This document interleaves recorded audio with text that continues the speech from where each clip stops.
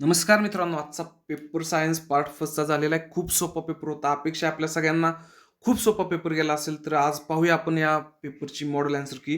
तर सुरुवात करण्यापूर्वी मी स्वप्नील इनामदार आपल्या सगळ्यांचं परत एकदा इनामदार क्लासेसमध्ये स्वागत करतो. तर पाहूया चला. Right the correct alternative. Gold plated ornaments is the example of. This is an example of electroplating. पुढचा बघूया. The functioning of the satellite launch vehicle is based on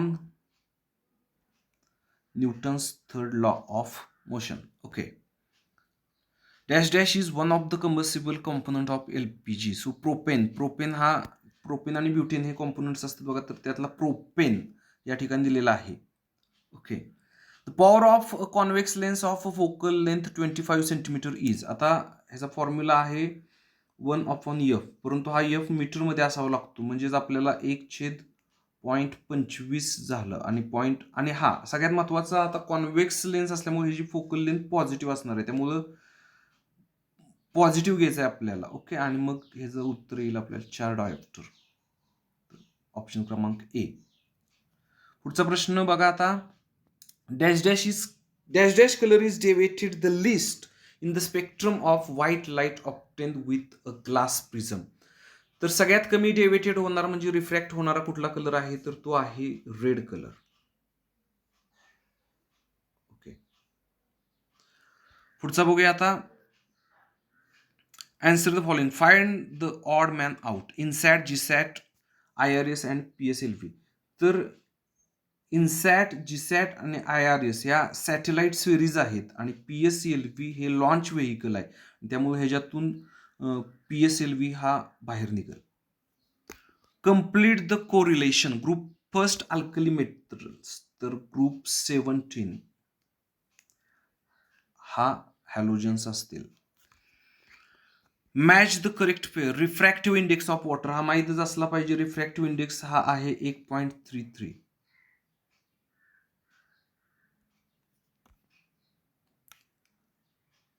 state true or false. And electric motor converts mechanical energy into electrical energy. तर electric motor ही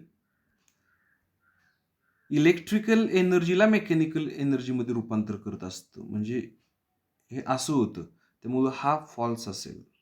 हा जनरेटरचं हे काम आहे. पुढचा बघा आता. Write the IUPAC name of the following structure formula. आता बघा इथं आपल्याला 1, 2, 3 कार्बन आहेत.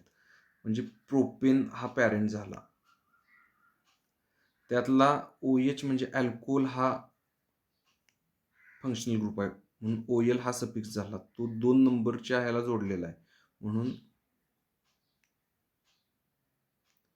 प्रोपॅन टू OL हे ई निघून जाईल हा सफिक्स जोडताना आणि ह्याचं नाव असेल propan two OL. Give the scientific reason. Atomic radius goes on increasing down a group. So आता एक लक्षात घ्या, कॉन्सेप्ट खूप महत्वाचा असेल. वर्डिंग तुमचं वेगळं असेल, मी सांगेल थोडंसं माझं वर्डिंग वेगळं असेल. वर्डिंग मॅटर करत नाही, कॉन्सेप्ट मॅटर करतो. atomic radius goes on increasing down a group. So first of all you have to write what is meant by atomic radius. So distance between nucleus and valence or outermost shell आणि nucleus मधलं अंतर म्हणजे atomic radius. And as we go down a group new shell is added. आणि new shell add झाल्यामुळे nucleus आणि valence shell मधलं distance आपोआपच वाढत जातं आणि म्हणून atomic radius goes on increasing down a group. Simple microscope is used for watch repairs. So simple microscope म्हणजेच काय, तर कॉन्व्हेक्स लेन्स असते, स्मॉल फोकल लेंथ असलेली, and it can give us virtual, erect and larger images. Okay.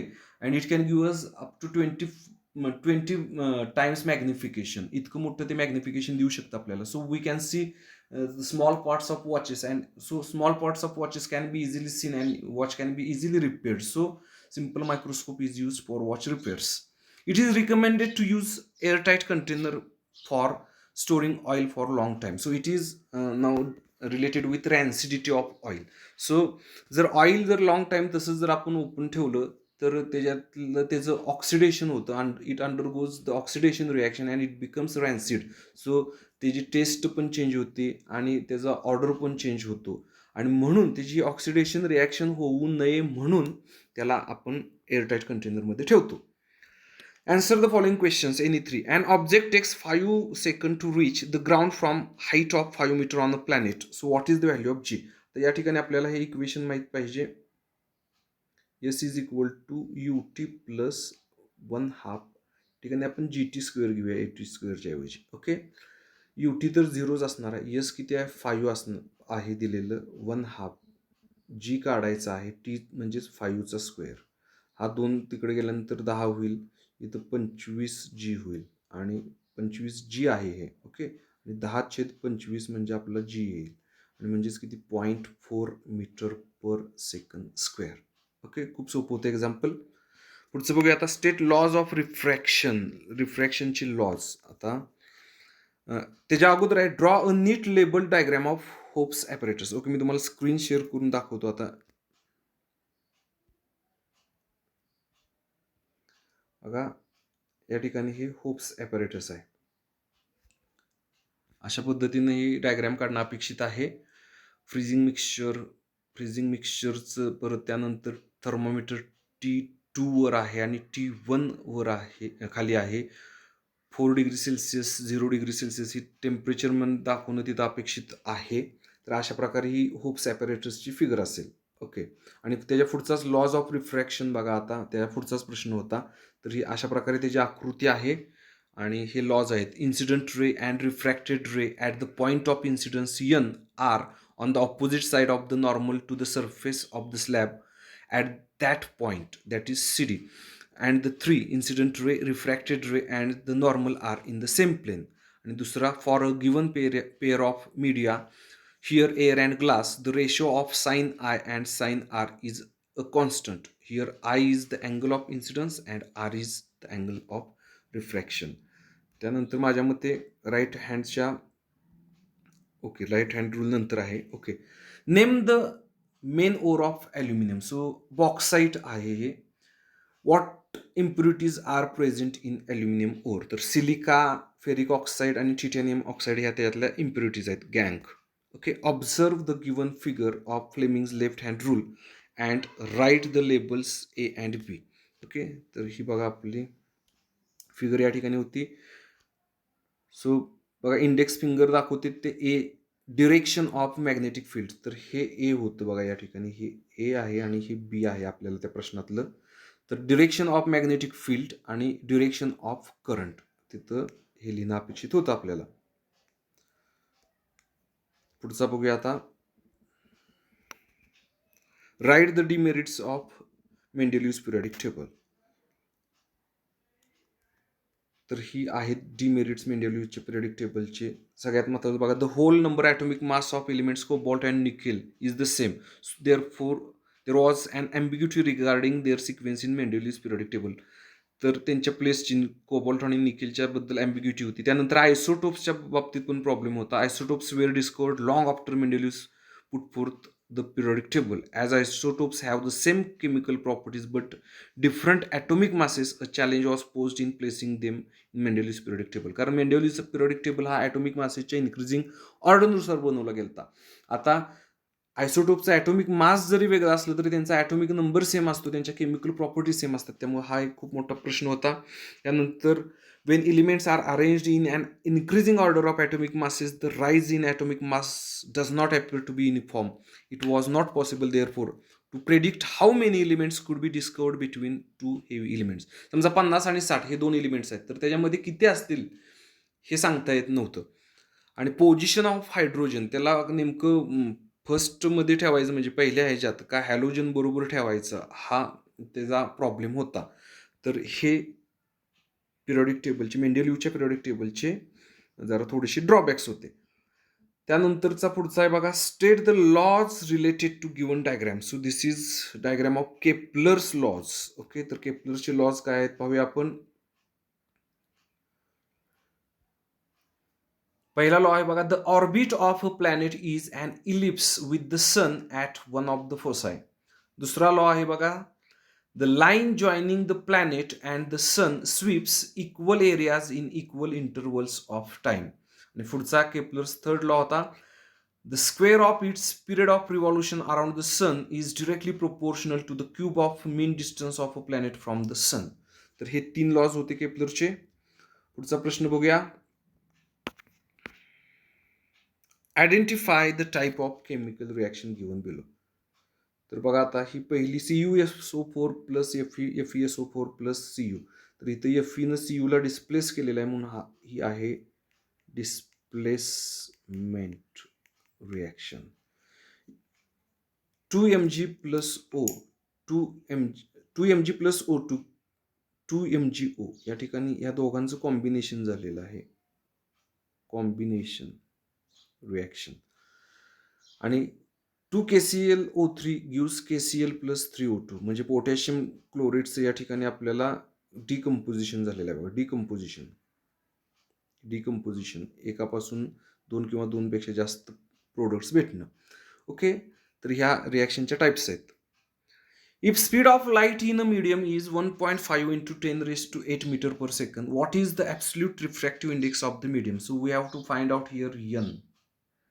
कारण पहिला vacuum घेतलेला आहे आपण आणि मग हे जर असेल V1/V2 हा फॉर्म्युला. V1 म्हणजे लाईटचं व्हॅक्यूम मधलं स्पीड जे किती आहे 10⁸ भागिले 1.5 गुणिले 10⁸.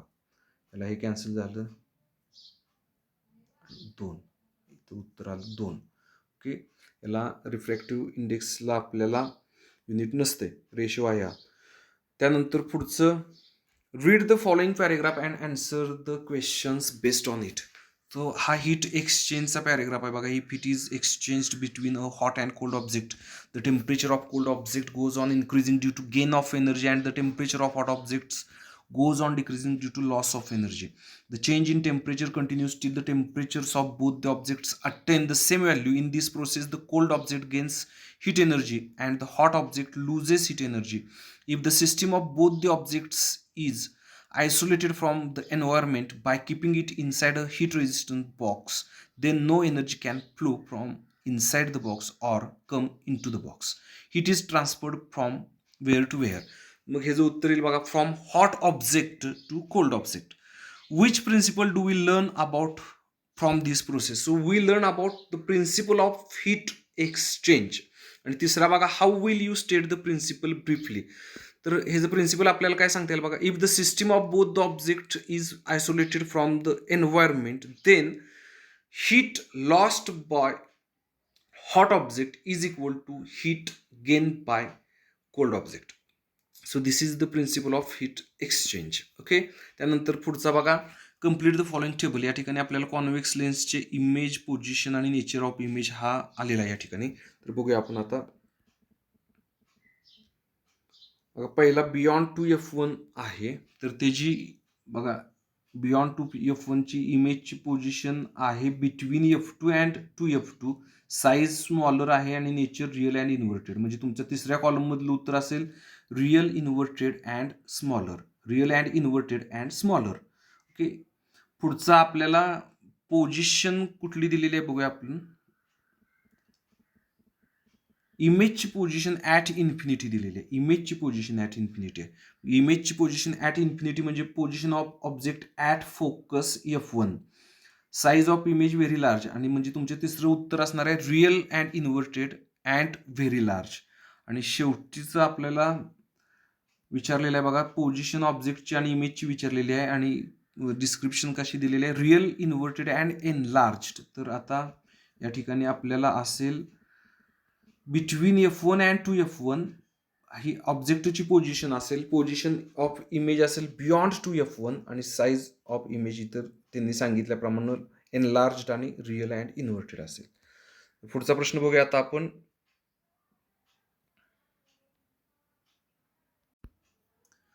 पुढचा प्रश्न आहे बघा, explain the following terms metallurgy ores आणि गँग. तर बघूया आपण या ठिकाणी बघा, शेवटच्या पॅरेग्राफमध्ये आपल्याला मेटलर्जीची व्याख्या आहे. Ores are taken out from mines and गँग is usually separated from the ore at the site of itself by various methods. Then ores are carried out to place where metals are produced. These metals are extracted in pure form. then metals are further purified by different methods of purification. This entire process is called metallurgy. म्हणजेच थोडक्यात extraction of metal from its ore to its pure form. Okay, तर ही process, ही सगळी entire process आहे त्याला metallurgy म्हणतात. Ores म्हणजे काय बघा, पहिल्याच ओळीत व्याख्या आहे, the minerals from which metal can be separated economically are called ores. आणि गँग म्हणजेच काय तर ores contain many types of impurities such as soil, sand and rocky substances along with the metal compounds. These impurities are called gang. पुढचा प्रश्न बघूया आपण. State the importance of space mission. Okay, आता इम्पॉर्टन्स ऑफ स्पेस मिशन बघा काय आहे, इथं आहे आपल्याला इम्पॉर्टन्स. तर या ठिकाणी नीड आणि इम्पॉर्टन्स दिलेला आहे. तर बघा, एक्सप्लोरेशन ऑफ द स्पेस किंवा for development progress of the nation, ह्या गोष्टी आहेत. त्यानंतर तुम्हाला काय काय करू शकते, काय इम्पॉर्टंट आहेत बघा. तर it has become possible to get advance alert about natural calamities and take proper precautions. During war it is possible to get information about the actions of enemy through aerial surveillance using satellites. It is also possible to explore the fossil reserves and minerals in the earth. बघा, ह्या आणि पर त्यानंतर today space technology is an inevitable part of development of a nation. Okay, अर्थात आणखीन एक इंटरनेटचा पण दिलेला आहे बघा. Due to internet every information is available at our finger tips. यातले तुम्ही लिहिले असतील 3-4 मुद्दे तर तुम्हाला मार्क्स मिळून जातील. पुढचा बघा आता, answer any one of the following questions. Observe the following diagram and answer questions given below. तर बघा, identify the about diagram. He diagram कशाची आहे? आता मोटर आहे का जनरेटर, पण इथं गॅल्व्हॅनोमीटर जोडलेला आहे, त्यामुळे हा जनरेटर आहे. This is AC generator. Right the principle on which above appliance works. So it works on the principle of electromagnetic induction. काय म्हणजे इलेक्ट्रोमॅग्नेटिक इंडक्शन? तर करंट कॅरिंग कंडक्टर जर चेंजिंग मॅग्नेटिक फील्डमध्ये जर ठेवला तर त्याच्यामध्ये करंट इंड्यूस होतो, हे ते प्रिन्सिपल आहे. तर ह्या इलेक्ट्रोमॅग्नेटिक इंडक्शनच्या प्रिन्सिपलवर ही AC जनरेटर वर्क होतं. Right the working of the above appliance. तर AC जनरेटरचं वर्किंग बघा, आता आपण पाहूया इथं. Upon rotating the axle, the branch AB goes up and branch CD goes down. That is, the coil ABCD rotates clockwise. त्यानंतर बघा, हीच ती आकृती इथं आलेली आहे पेपरमध्ये. सगळे पुस्तकाचे आतले प्रश्न आहेत बघा हे. According to Fleming's right hand rule, electric current is produced in the branches AB and CD in the direction A to B and C to D. Thus, the current flows in the direction A to B to C to D. In the external circuit, the current flows from B to B1. This is very much important. AC generator म्हणजे current opposite होतोय तर half rotation नंतर बघा, B2 to B1 through the galvanometer. त्यानंतर after half rotation the branch AB takes the place of branch CD and the branch CD takes the position of branch AB. Therefore, the induced current goes as D to C to B to A. But branch BA is always in contact with branch B1 and branch DC is in contact with B2. Hence, the external circuit current flows from B1 to B2. That is opposite to the previous half rotation. This repeats after every half rotation and alternating current is produced. This is what is called an AC generator. पुढचा प्रश्न बघूया. Write the use of above appliance. So above appliance is used for generation of electricity. मग आता आपण green एनर्जीमध्ये तुम्ही जे power plants पाहिले होते, सोलार एनर्जीचा जर सोडला तर त्याच्यामध्ये सगळीकडे बघा AC जनरेटर वापरला जात होता. Okay, so for the generation of electricity in power plants वगैरे हे त्याचं यूज होते. आता पुढचा प्रश्न बघा, identify saturated and unsaturated hydrocarbon from the given structural formula. So first is saturated, that is ethane, and second is unsaturated, that is इथिन. Okay, draw electron dot structure आणि define homologous series. तर बघूया आपण आता electron dot structure बघा, हे इथेनचं electron dot structure आहे. Valence shell दाखवलेले आहेत, शेअर केलेली इलेक्ट्रॉन्स दाखवलेले आहेत या ठिकाणी बघा. डॉट नाहीत ते कार्बनचे दाखवलेले आहेत, क्रॉस नाहीत ते हायड्रोजनचे दाखवलेले आहेत, क्रॉस डॉट स्ट्रक्चर पण म्हटलं जातं याला. आणि इथे विदाउट व्हॅलन्स शेल दाखवलेलं आहे, शेजारी आहेत ते, हे इथेनचं आहे. आणि या ठिकाणी हे इथिनचं आहे. CC डबल बॉन्ड दाखवलेला आहे, 2 पेअर दाखवलेले आहेत शेअर्ड इलेक्ट्रॉनच्या. आणि हायड्रोजनचे क्रॉस न इलेक्ट्रॉन्स दाखवलेले आहेत आणि इथं विदाउट व्हॅलन्स शेल दाखवलेलं आहे. तर हे आहे इलेक्ट्रॉन डॉट स्ट्रक्चर इथेन आणि इथिनचं. आणि होमोलोगस सिरीजची व्याख्या बघा. The series of compounds formed by joining the same functional group in the place of a particular hydrogen atom on the chains having sequentially increasing length is called homologous series. This is the exact definition.